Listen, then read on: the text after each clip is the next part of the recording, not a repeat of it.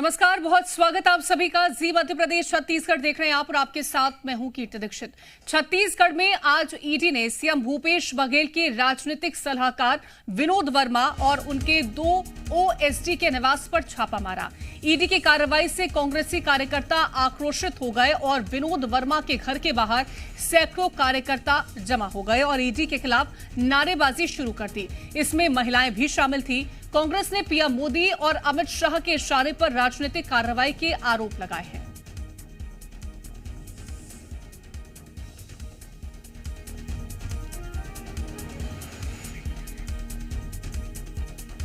मुख्यमंत्री भूपेश बघेल के राजनीतिक सलाहकार विनोद वर्मा के यहाँ ईडी ने दबिश दी है और ईडी की कार्रवाई यहाँ पे चल रही है।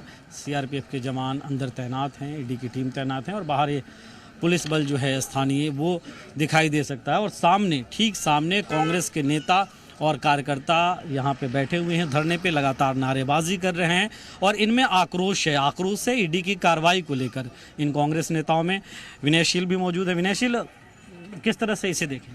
देखिए, इसका एक लाइन का जवाब यह है कि भाजपा को जैसे ही ये साफ पता चल गया कि वो छत्तीसगढ़ में चुनाव हार रहे हैं, छत्तीसगढ़ में जैसे ही बीजेपी जान गई कि वो चुनाव हार रही है, तो अब वो कुछ भी करने की स्थिति में आ गई है। तो उन्होंने आज क्या किया, मुख्यमंत्री के जन्मदिन के अवसर पर उनके राजनीतिक सलाहकार के घर में छापा मार दिया। कांग्रेस के वरिष्ठ नेता अटल श्रीवास्तव भी मौजूद है। अटल जी, किस तरह देखेंगे? देश की जो संवैधानिक संरचना बनी हुई है उसका कहीं ना कहीं लोकतंत्र की हत्या करने का काम नरेंद्र मोदी और अमित शाह कर रहे हैं।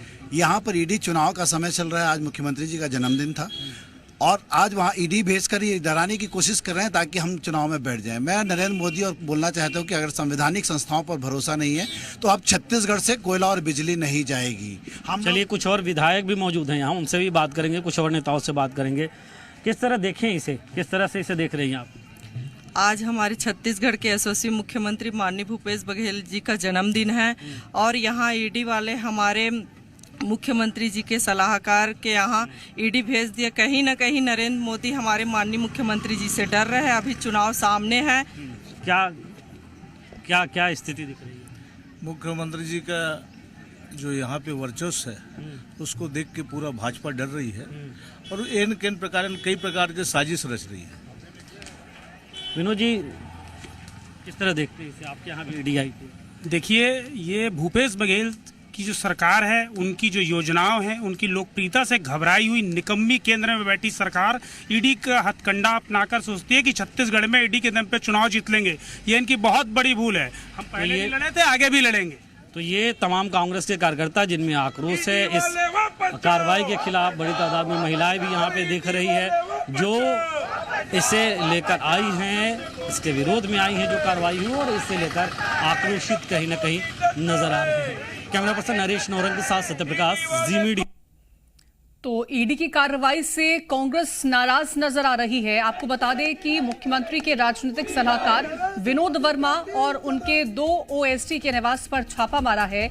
ईडी की कार्रवाई से कांग्रेसी कार्यकर्ता आक्रोशित नजर आए हैं और साथ ही हमने आपको सुनाया भी किस तरह से वो नाराज नजर आए हैं, आरोप लगाते नजर आए हैं केंद्र सरकार पर। उन्होंने कहा कि कैसे चुनाव नजदीक आते ही पीएम मोदी और अमित शाह के इशारे पर राजनीतिक कार्रवाई की जा रही है।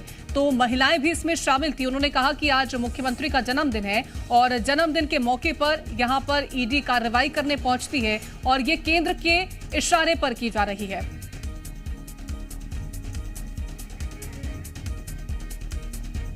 तो मुख्यमंत्री के राजनीतिक सलाहकार विनोद वर्मा और उनके 2 ओएसडी के निवास पर आज ईडी ने छापा मारा है और चुनाव से ठीक पहले ईडी यहां पर छापा मारने पहुंचती है, जिसको लेकर के कांग्रेस के जो तमाम कार्यकर्ता हैं वो आक्रोशित नजर आए हैं।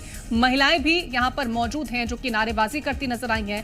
पुलिस भी बाहर मौजूद रही है। तमाम कार्यकर्ता सड़क पर बैठे हुए हैं और आरोप केंद्र सरकार पर लगाते नजर आए हैं। साथ ही प्रधानमंत्री नरेंद्र मोदी पर आरोप लगाया, गृह मंत्री अमित शाह पर भी आरोप लगाया कि उन्हें अपनी हार दिखने लगी है और इस वजह से वो अब ईडी का इस्तेमाल कर रहे हैं और ईडी की कार्रवाई यहां पर देखने को मिली है।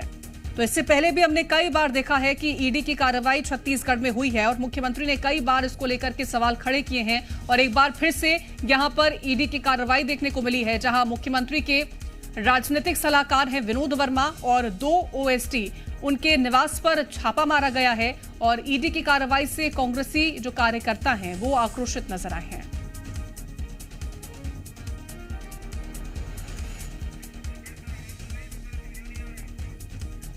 तो सीएम के राजनीतिक सलाहकार विनोद वर्मा के निवास पर छापा मारा गया है और ये ऐसा कोई पहला मौका नहीं है जब छत्तीसगढ़ में इस तरह से हमने देखा कि ईडी की कार्रवाई हुई हो और उसको लेकर के सवाल लगातार खड़े होते हैं कि कैसे केंद्र के इशारे पर ईडी इस तरह से कार्रवाई को अंजाम देती है।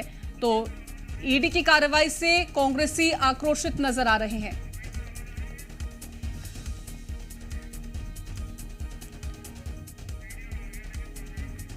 तो 2 ओएसडी के निवास पर भी छापा मारा गया है।